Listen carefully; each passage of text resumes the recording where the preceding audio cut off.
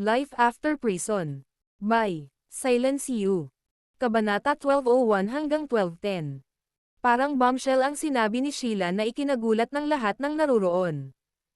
Kung tutusin, kahit ang isang level 8 Warrior King ay kailangang lumuhad at aminin ang kanyang mga pagkakamali sa harap ni Severin. Sa lohikal na pagsasalita, isang level 9 Warrior King lang ang makakamit iyon. Napaisip silang lahat. Ang ating Supreme Leader ba ay isang level 9 Warrior King?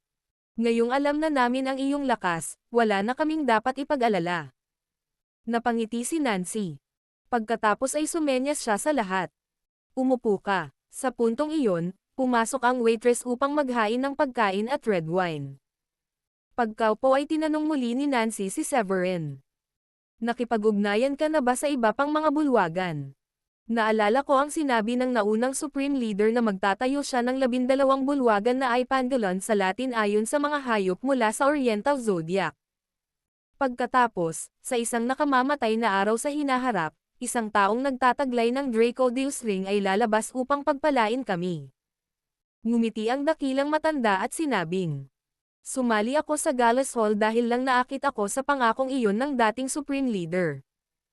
Ilang taon na ang nakalipas mula nang ibigay ang pangakong iyon, at nagsimula kaming mag-isip na baka niloloko kami ng Hallmaster. Ngumiti ang Second Elder at sinabing, ikaw ang aming pagpapala kung gayon, kahit papaano.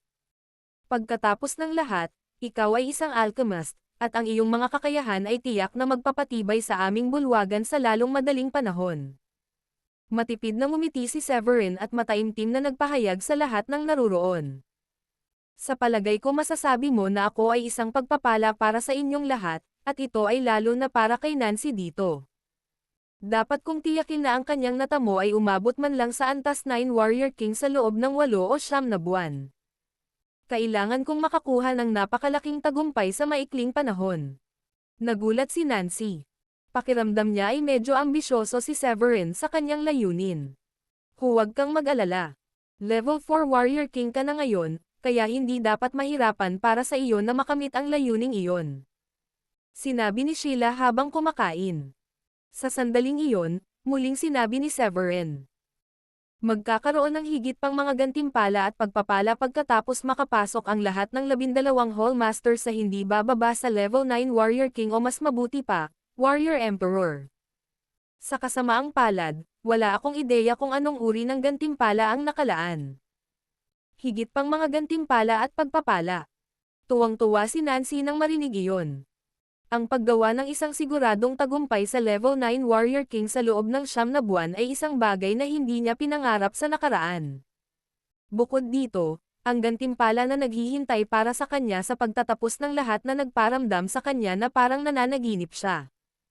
Kapag sinabi mong hindi bababa sa level 9 Warrior King, ang ibig mo bang sabihin ay may pagkakataon na makalusot sa Warrior Emperor? Hindi ba't katumbas iyon ng 3 commander? Kahanga-hanga ito. Sa wakas ay magagawa na ba ng Gallas Hall? Tuwang-tuwa si Elaine nang marinig iyon. Sa paglipas ng mga taon, ang Gallas Hall ay binyo-bully o kinukutya sa likod nila dahil sa kanilang kakaibang pangalan. Gayunpaman, ang lakas ay tumaas sa hinaharap, pagkatapos ay wala nang maglalakasloob na pagtawanan sila. Alam ni Severin na ang pangalang Gallas Hall ay magiging paksa ng panunuya at pangungutya. Ngumiti siya ng mahina at sinabing, nakahanap na ako ng higit sa kalahati ng 12 bulwagan, at naniniwala akong mahahanap natin ang natitira sa lalong madaling panahon. Kapag nahanap na ang lahat ng 12 bulwagan, wala ng Gallas Hall, Equus Hall, o Canis Hall. Lahat tayo ay magsasama-sama at tatawaging Draco Deus Temple. Mukhang kamangha-mangha. Halika, lahat. Magtaas tayo ng baso para ipagdiwang ang sandaling ito. Sa wakas ay nakasali na tayo sa grupo. Tumayo si Nancy na may ngiti sa labi. Ang dati niyang mga alalahanin ay ganap na nawala sa sandaling iyon, napalitan lamang ng isang masiglang pag-asa sa kung ano ang hinaharap para sa kanya. Sa labas, si Tiger at ang iba ay lubos na natulala sa mga nangyayari. Bakit sila bumalik sa hotel sa halip na umalis? Nag-aalala ba sila na mawala ang deposito na binayaran nila para sa kanilang VIP room? Kumunat ang noo ng isa sa mga bodyguard at sinabing, Walang saysay iyan. Bakit nila itataya ang kanilang buhay para lang sa isang pagkain? Hihihi. Inutusan na ng tatay ko ang ilang malalakas na lalaki na bantayan ang lahat ng 4 na gate ng lungsod. Imposibleng umalis sila sa lungsod kahit na gusto nilang gawin ito ngayon. Malamig na ngumiti si Tiger. Nilabas niya ang phone niya at tinawagan ang isa sa mga lalaking pinadala niya para ipaalam sa mga Nash. Sabihin mo sa mga Nash na hindi nakaalis si Severin o ang mga taga-Gallas Hall. Nasa hotel pa sila, at mukhang pumasok sila para maghapunan. Papuntahin mo agad dito ang mga Nash. Maghihintay ako dito kasama ang ilan sa mga tauhan ko. Matapos tapusin ang tawag sa telepono, ngumiti si Tiger ng matamis at sinabing. Ang pinuno ng mga Nash, kasama ang kanilang mga elder, ay sumusugod dito. Ang batang iyon ay siguradong mamamatay. Oo naman, 12 ng mga tao ang nagpakita doon. Sila ang pinakamalakas na lalaki ng mga Nash, na lahat ay mga warrior king. Ang mga elder, lalo na, ay mas malakas. Inakay ni Tiger ang kanyang mga tauhan palabas nang makita niya ang pagdating ng grupo. Tito Drill. Bati niya agad nang makita ang ama ni Flynn. Agad na kumunot ang noo ni Drill. Tumingin siya kay Tiger at nagtanong. Anong nangyayari, Tiger? Sino ang batang iyon? Ano ang alam mo tungkol sa kanya? Nakangiting sagot ni Tiger. Marahil kakasali lang niya sa Gallas Hall, narinig ko ang tawag sa kanya ng ilan sa mga miyembro nila na Grand Elder. Wala pa akong narinig na ganoong tao sa Gallas Hall dati, kaya naniniwala akong baguhan siya. Maglakas loob ba ang Gallas Hall na pukawin ang hidwaan sa aking pamilya at nila? Nililigawan nila si kamatayan. Ikinuyom ni Drill ang kanyang mga kamao. Siya ay may nakamamatay na tingin sa kanyang mga mata, at gusto niyang bigyan si Severin ng tit for tat pagkatapos patayin ni Severin ang kanyang anak. Sabi ng isa pang bodyguard ng mga Henry. Ang lalaki ay malamang na isang walang ingat na mainit na ulo na tinamaan ng lahat ng mga hot chicks na iyon. Maraming magagandang babae sa Gallas Hall, kaya malamang na siya ay naging matapang dahil gusto niyang ipagmalaki ang kanyang mga gamit sa kanila. Matagal na rin mula nang pumasok sila, kaya sa tingin ko ay malapit na silang lumabas. Bakit hindi na lang natin antayin dito ang paglabas nila? Alam nating lahat kung kanino pagmamay-ari ang hotel na ito, at sa palagay ko ay mas mabuting magpakita tayo ng kaunting paggalang sa mga may-ari. Iminungkahi ni Tiger pagkatapos ng ilang pag-iisip. Tumango si Drill. Oo naman. Hihintayin natin sila dito sa labas. Ang tanging paraan para maalis ang sama ng loob sa puso ko ay ang patayin ang batang iyon kasama ang pinakamalakas na tao ng Gallas Hall. May kakaibang ekspresyon si Tiger. Kinapa niya ang tungki ng ilong niya at sinabing, Ahem. Hindi ba't nakakahiya kung papatayin mo silang lahat, Uncle Drill? Napakaraming magagandang babae sa Gallas Hall, at ang ilan sa mga babaeng pumasok ay sadyang napakaganda sa akin. Sa tingin mo ba ay maaari mong sirain ang kanilang tagumpay at ibigay sila sa akin? Natutuwa akong pahirapan sila para sa iyo. Naintindihan ka agad ni Drill kung ano ang balak ni Tiger. Hindi niya maiwasang mapamura at sabihin. Hindi ko akalain na magkakaroon ka ng mga ganoong ideya tungkol sa kanila. Ayos lang sa akin iyon. Ipaalam mo lang sa akin kung kaninong natamo ang gusto mong sirain mamaya. Tuwang-tuwang tumango si Tiger. Walang problema. Gagawin nilang 3. Si Nancy, ang hallmaster ng Gallas Hall, ay isang napakaganda at mainit na babae. Nandyan din ang cute at sexy na babae na laging kasama ni Severin. Kamukha niya si Nancy, at malalaman mo kung alin ang tinutukoy ko kapag tumingin ka sa kanya. Ang panghuli ay si Elaine, na kasing ganda rin ng dalawa.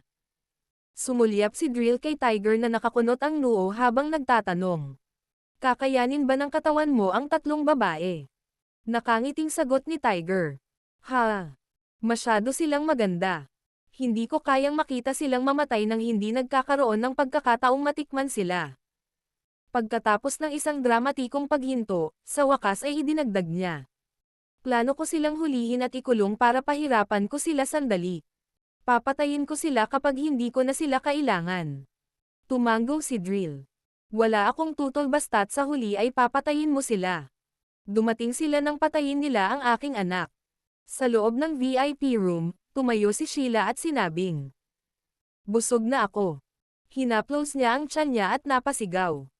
Pero hindi ko kayang tulungan ang sarili ko. Ang galing ng mga chef dito. Nakakaadik ang pagkain nila. Sige, Miss Sheila. Sabi ni Elaine.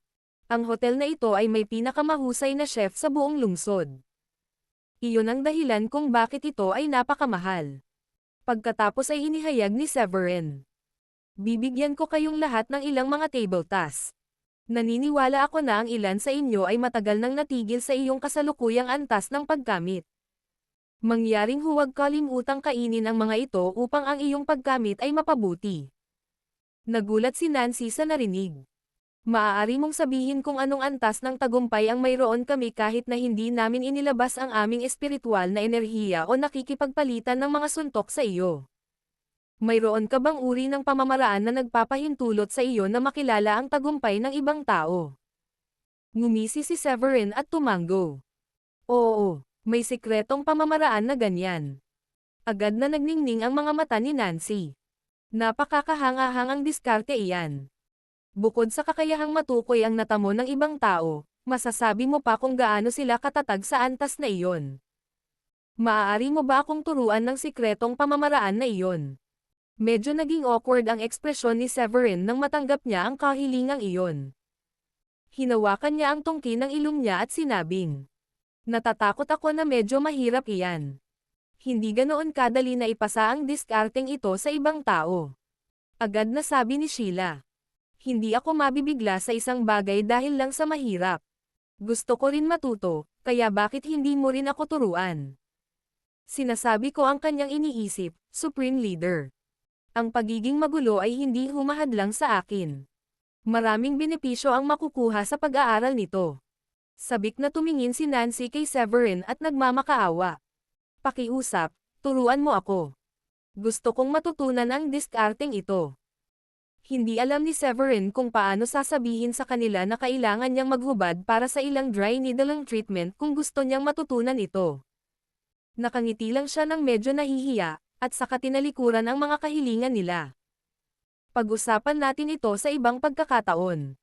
Sa ngayon, uminom tayo. Halika. Magtaas tayo ng panghuling toast. Kapag nainom na ng lahat ang huling baso ng alak, bumaba sila sa estado para bayaran ang bill at lumabas. May 70 tao na ang nakatayo sa harap ni Sever nang lumabas sila ng pinto. Lahat sila ay nakatingin ng nananakot sa direksyon ni Severin. Ngumiti siya ng mahina.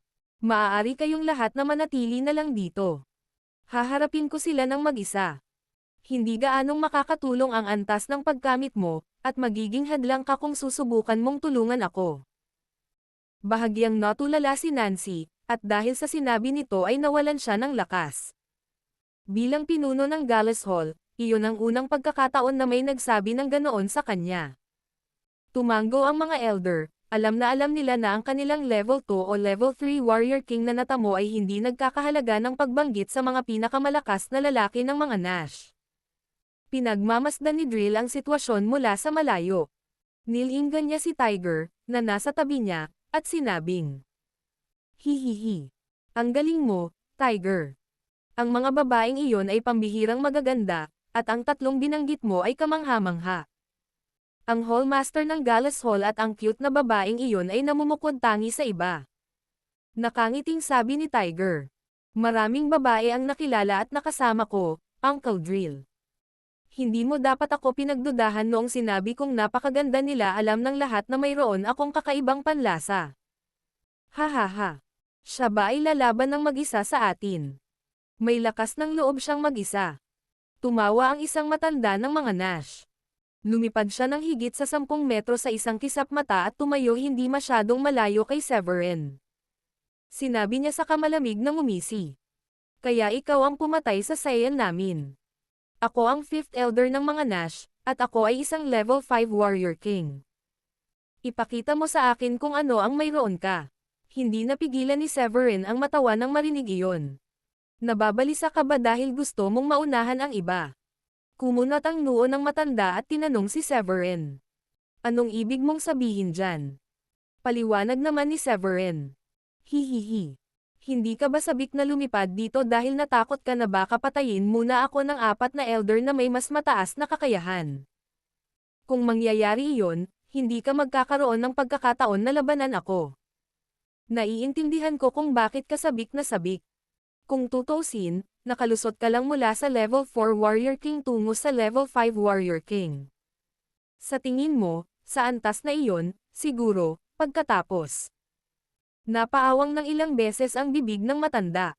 Nagulat ako na nakikita mo sa pamamagitan ng aming pagkamit, at tumpak din. Nagkibit-balikat si Severin at tahimik lang na tumugon.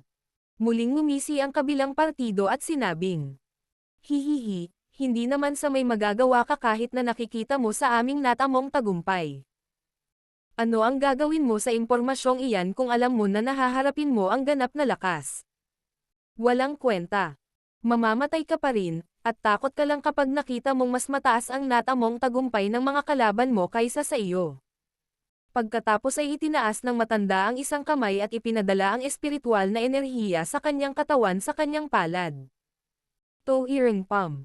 Sa sandaling magsalita ang lalaki, isang malaking espiritual na palad ang namuo mula sa manipis na hangin. Ang palad ay humigit kumulang 7 o 8 talampakan ang taas, at ang espiritual na enerhiya na ginawa nito ay marahas na nag-iba-iba.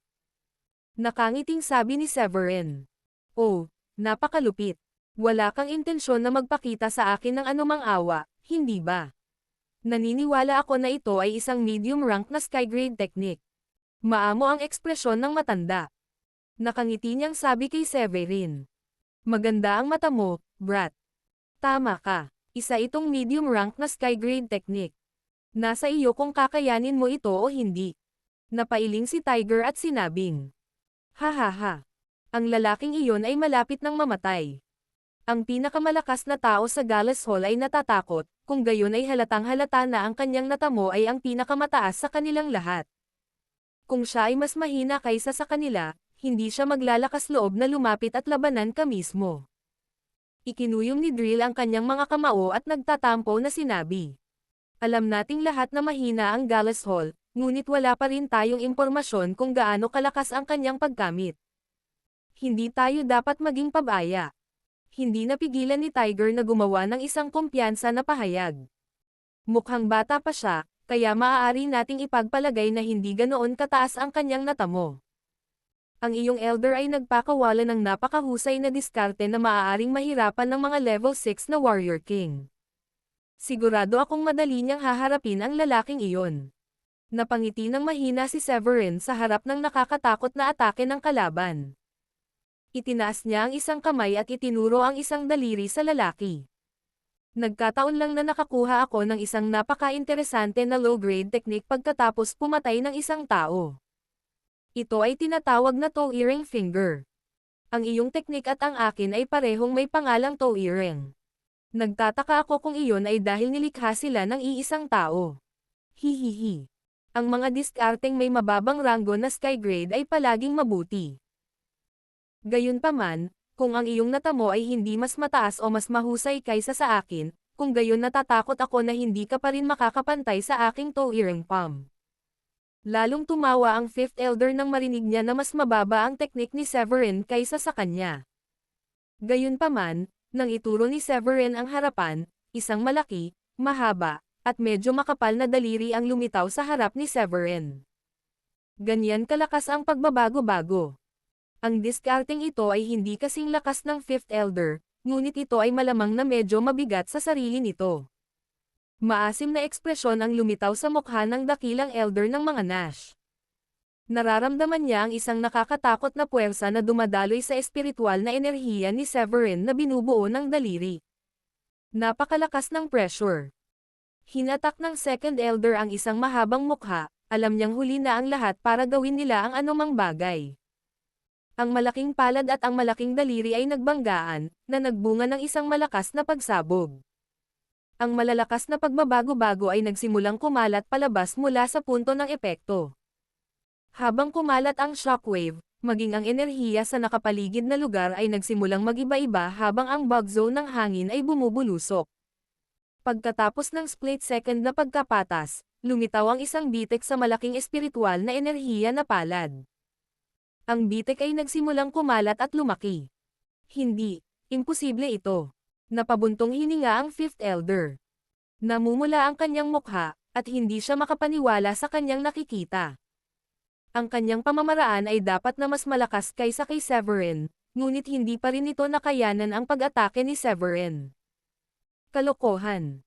Ang Fifth Elder ay level 5 Warrior King, at ang teknik na ginagamit niya ay medium rank Sky Grade technique.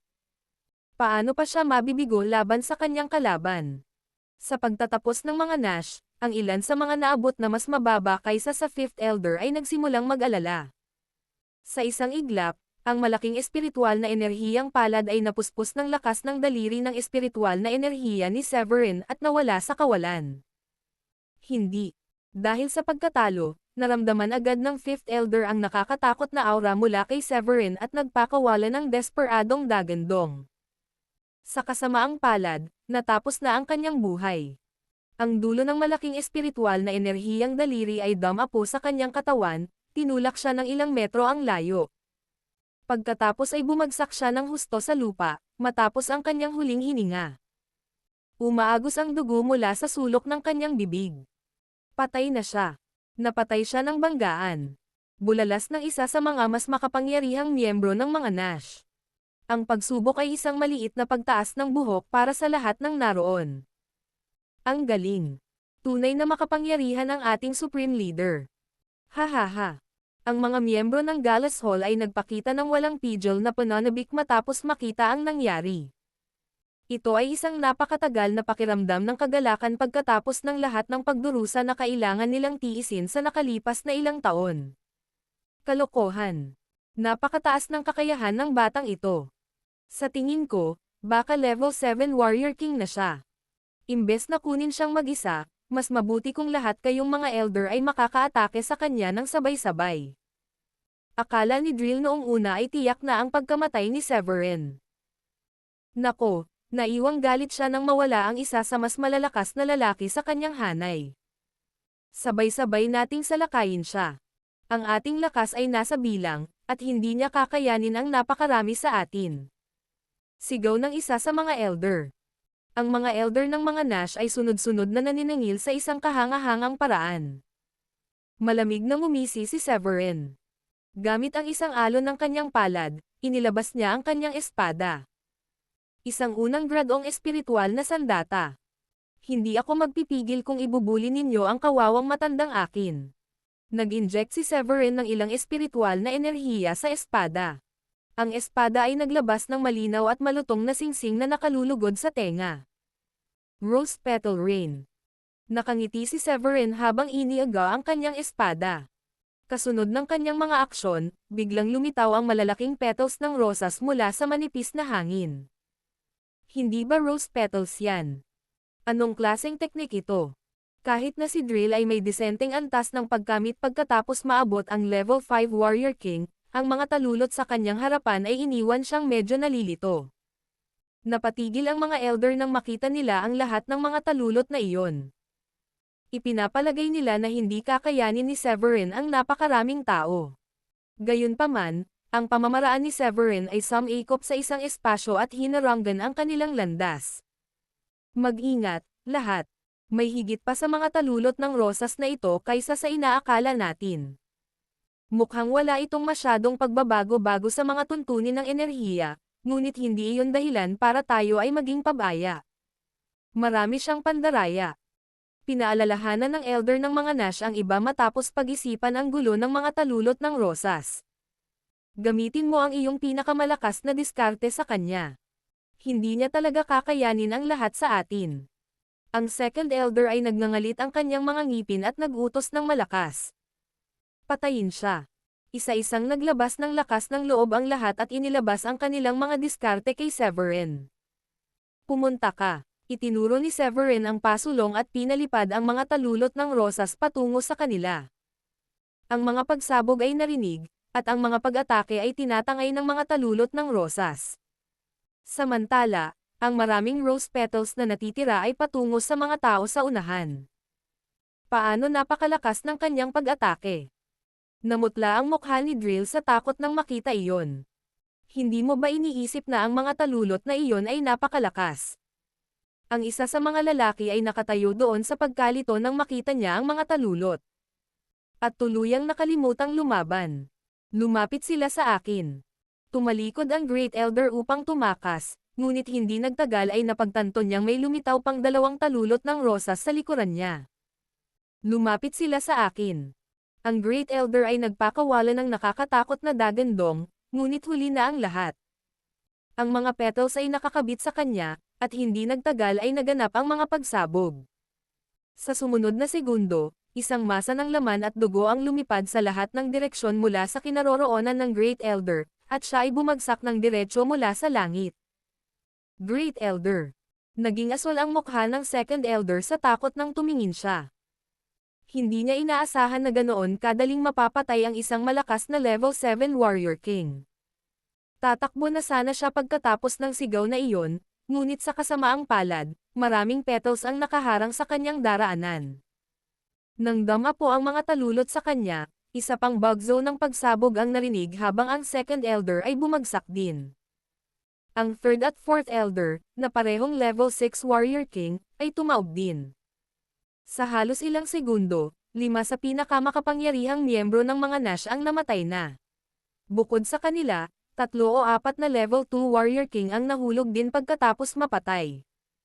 Takbo. Dahil napakaraming tao sa paligid, marami sa mga talulot ng rosas ni Severin ang naubos.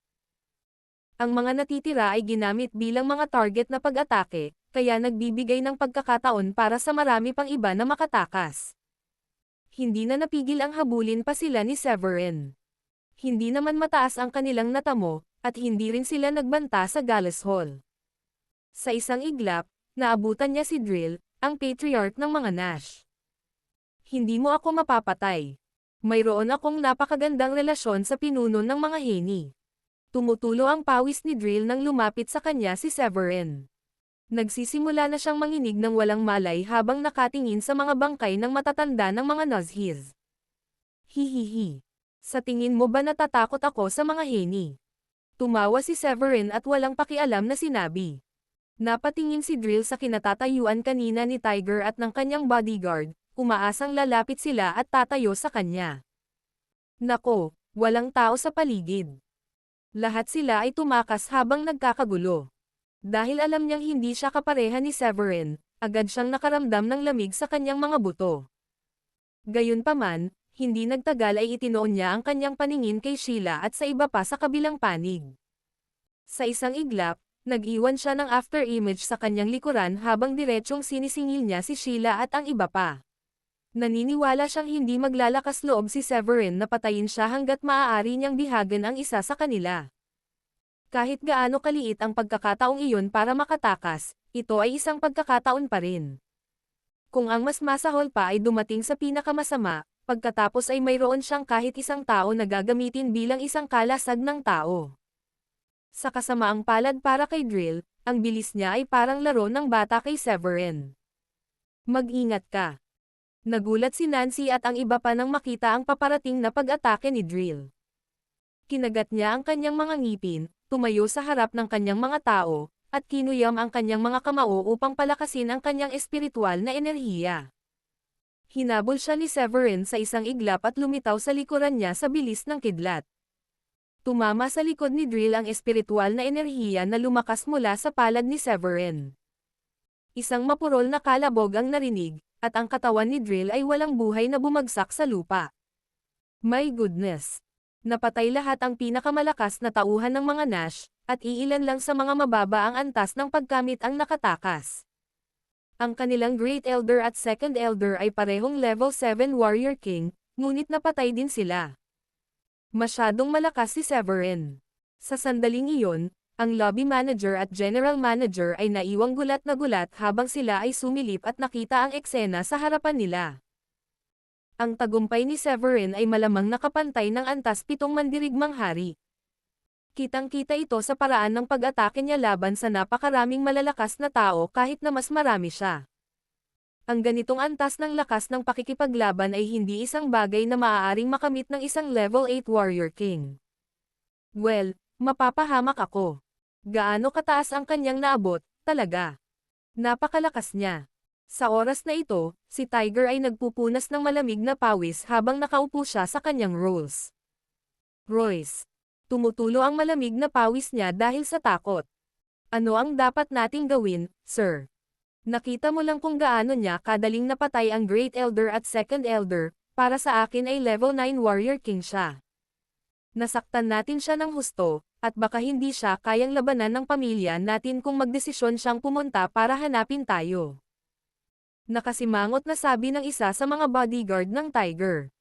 Pinunasan ni Tiger ang kanyang malamig na pawis at may pag-aalinlangang sinabi.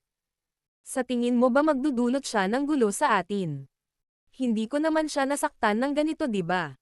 At saka, hindi pa ba niya napatay si Wind? Nakangiting sabi ng bodyguard. Ngunit ang isang tunay na taong may kapangyarihan ay malamang na hindi magdadalawang isip na sirain ang isang pamilya na ginalit nila. Maraming ganoong tao ang may dugo sa kanilang mga kamay. Pagkatapos magmaneho pauwi sa kanyang punto, huminto siya sandali at nagtanong. Maglakas loob ka bang isugal ang buhay ng iyong pamilya para dito? Tumanggo si Tiger. Tama ka. Tatawagan ko ngayon ang tatay ko para ipaliwanag kung gaano ito kaseryoso. Sa palagay ko ay dapat makatakas ang pamilya natin ng mabilis hanggat maaari sa gabi. Aayusin natin ang ilan sa mga matataas na tao sa ating kumpanya na ibenta ito. Mabuti kung magagawa nila ito, ngunit kung hindi, hahayaan na lang natin ito. Ang manatiling buhay ay mas mahalaga kaysa ano paman. Oo, para mapanatili ang mga luntiang burol para hindi na tayo mag-alala tungkol sa panggatong. Total, ang mga Heni ay napakaraming malalakas na Warrior King. Pagkatapos nating pumunta sa ibang mga lungsod, maaari pa tayong umunlad. Tumanggo ang bodyguard bilang pagsang-ayon. Agad na tinawagan ni Tiger ang kanyang ama, at ang kanyang ama ay natakot din matapos marinig ang nangyari. Agad niyang naalala ang mga lalaking ipinadala niya upang bantayan ang mga labasan ng lungsod at nakipagpulong sa kanila upang maghanda sa kanilang pagtakas. Gayunpaman, ang mga Heni ay mga walang kwentang nilalang sa mga mata ni Severin, at ganoon din ang pagtingin niya sa mga Nash. Kung hindi pa dinala ni Drill ang kanyang mga tauhan para manggulo, hinding-hindi na sumagi sa isip ni Severin ang pag-iisip na patayin sila. Gayunpaman, pinatay lamang ni Severin ang ilan sa pinakamalakas nilang miyembro para magbabala sa kanila. Ang mga taong nasa mababang antas na nagbabanta ay naiwang mag-isa. Hoy, Severin. Sa palagay ko maraming magagandang bagay sa spatial rings nila, tama ba? Pagkatapos ng lahat, medyo mataas ang attainment nila. Ibinigay ni Sheila ang mga singsing kay Severin matapos itong kunin mula sa mga patay na tao. Ngumiti si Severin. Sa tingin ko rin. Sana, meron silang mga materyales na magagamit para sa alchemy. Masyado kang malakas. Hingal na hingal si Elaine habang sinisipa si Severin na may paghanga na hindi alam ni Severin kung matatawa o maiiyak ito nang makita ang tingin ni Elaine sa kanya. Sa hitsura nito, siya ay walang alinlangan na isa pang karagdagan sa kanyang mahabang hanay ng mga tagahanga. Hahaha. Sa napakalakas na Supreme Leader, hindi na kailangang magdusa ang Gallas Hall sa hinaharap. Nagsimulang tumawa ng malakas ang Great Elder. Habang kumakain sila, medyo nag-aalala pa rin ang Great Elder. Kung tutuusin, hindi pa niya nakita ang husay ni Severin at hindi niya alam kung nagyayabang lang sina Severin at Sheila. Matapos masaksihan ang kakayahan ni Severin, lubusan silang kumbinsido. Kapag bumalik tayo mamaya, dapat tayong magmadali at gamitin ang mga tabletang ibinigay sa atin ng Supreme Leader. Tayo ay magiging malakas lamang kung lahat tayo ay pagbutihin ang ating sarili. Dapat tayong magsumikap upang mapataas ang ating sariling mga antas ng pagkamit. Nakangiting sabi ni Nancy. Napaisip ito sandali ni Severin at sinabing, kapag nakabalik na tayo, titingnan ko ang mga bagay sa spatial rings na ito.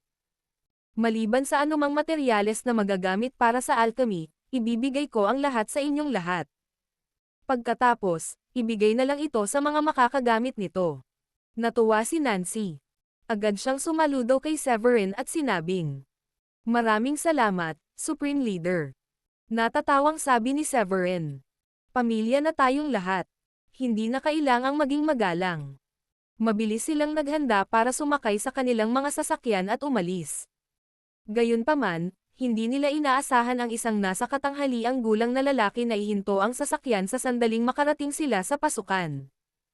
Bumaba si Nancy at agad na sumili ang mapait na ngiti sa labi. Ang lalaking iyon ay ang ama ni Hayden, ang matanda sa Starlight Gang. Hindi inaasahan ni Nancy na magiging ganito kabilas siya, at maghihintay din sa kanila. Miss Zyke, kumain na ba kayong lahat? Ngumisi si Aster Fulton habang tinanong si Nancy. Ngumiti lang si Nancy at sinabing, Mr. Fulton, anong ginagawa mo dito? Gabi na, may kailangan ka ba sa akin? Napatingin si Aster kay Severin na bumaba na sa sasakyan at nakangiting sinabi nito.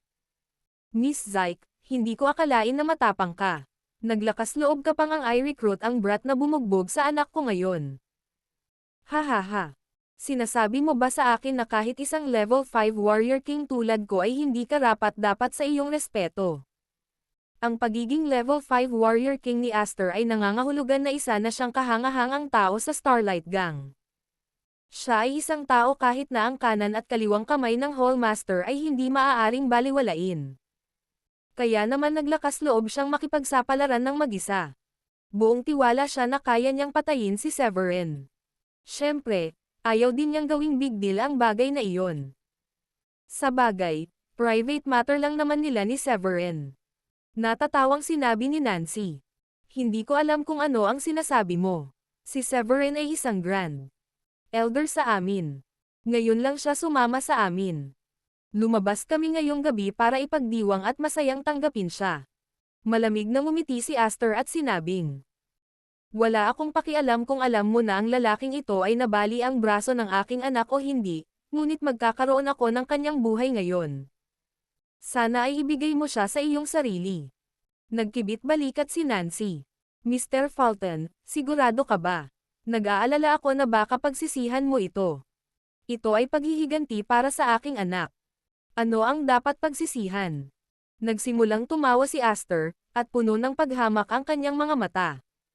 Sa kanyang mga mata, kahit na malakas si Severin, siguradong walang laban si Severin kay Nancy.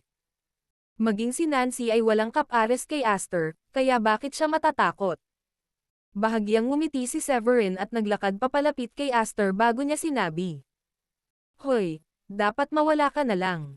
Hindi ka talaga kapareha sa akin. May mga sinabi ang anak mo na hindi niya dapat sinabi ngayon, kaya hinihiling niyang masaktan siya ngayon. Naiintindihan mo. Pagkatapos niyang sabihin iyon, huminto sandali si Severin bago nagpatuloy. Dahil hindi ka nagalit nang dumating ka at hinintay mo ako dito, ililigtas ko ang iyong buhay. Kalokohan, ang yabang. Nanunuya si Aster habang nakakuyom ang kamao. Ang isang makapal na alon ng espiritual na enerhiya ay nagsimulang mamuo sa paligid nito. Pagkatapos noon, nag-iwan lang siya ng after-image bago siya nagpakita sa harap ni Severin, na nagpadala ng suntok. Napabuntong hininga na lamang si Severin sa pagkagalit habang nakatingin sa pag-atake. Ikinuyom niya ang kanyang kamao at pinalibutan ito ng kanyang espiritual na enerhiya. Pagkatapos noon ay sumalpok ang kanyang kamao sa kanyang kalaban. Nagkaroon ng malakas na pagsabog, at pinalipad si Aster sa susunod na sandali. Napasubsob siya sa lupa at tumalsik ang bibig ng dugo. Tumayo si Aster, nagngangalit ang kanyang mga ngipin sa sakit. Sa sandaling iyon, nabali ang ilang buto sa braso niya. Parang napilayan na ang braso niya. Napatingin siya kay Severin na may gulat sa mga mata. Kung ano ang nararamdaman niya sa lakas ni Severin ngayon lang ay hindi niya mapapantayan si Severin. Si Severin ay posibleng level 7 Warrior King na. Umalis ka na. Dahil wala kang pinatay na mga inosente sa Gallows Hall at nandito lang ka para sa akin, tutuperin ko ang aking mga salita at ililigtas ang iyong buhay. Umatras si Severin para paalisin si Aster. Alam ni Aster na mamamatay na siya kung gusto siyang patayin ni Severin. Ang pagiging buhay pa lamang niya ay isa ng gawa ng awa. Salamat dahil hindi mo ako pinatay. Nagtakip ng ngipin si Aster at tinapunan ng matalim na tingin si Severin bago siya umalis. Sa totoo lang, medyo disenteng tao si Aster. Sobra lang ang spoiled niya sa anak niya. Kaya naman napaka-immoral ng anak niya. Sana magising siya nito, hindi napigil ang sabihin ni Nancy habang nakatingin sa umaatres na likod ni Aster. Oo, tumanggaw si Severin. Pagkatapos noon, tumingin si Severin kay Nancy at sinabing, bibigyan kita ng 3 araw. Sa loob ng 3 araw, dapat ay gumamit na kayong lahat ng mga table tasks na ibinigay ko sa inyo para mapabuti ang inyong sarili. Tsaka siguraduhing harapin ang negosyo. Dito. Ibenta ang maaari kayong pumunta sa Southlink City sa South County bukas. Total, nandoon na rin ang Equus Hall at Keynes Hall. Baka sa mukha ni Nancy ang kasiyahan ng marinig iyon. Ganun ba? Ang galing. Sa wakas makikita na natin ang iba. Hindi masamang lugar ang Southlink City. Sabi ni Sheila sa gilid. Huwag kang mag-alala, teritoryo natin ang Southlink City. Walang maglalakas loob na gumawa ng anuman sa iyo doon. Total, ang supreme leader mo ang gobernador ng South County. Ganun ba? Nakapagtataka na gobernador ka rin. Naningkit ang mga mata ni Nancy nang marinig iyon. Ito ay mahusay. Ang Gallows Hall ay makakalakad ng nakataas ang ating mga ulo sa hinaharap. Nakangiting sabi ni Elaine. Nagsimula pa siyang maglakad ng buong kabulastugan. Nakangiting sabi ni Severin. Ganun ba? Nagsimulang tumawa ng malakas ang lahat. Mabilis na umalis ang lahat sa kani-kanilang kwarto. Nang bumalik sila sa kanilang mga silid at naligo, lumapit si Sheila kay Severin at sinabing, Sweetheart, hayaan mo akong magpamasahe sa iyo.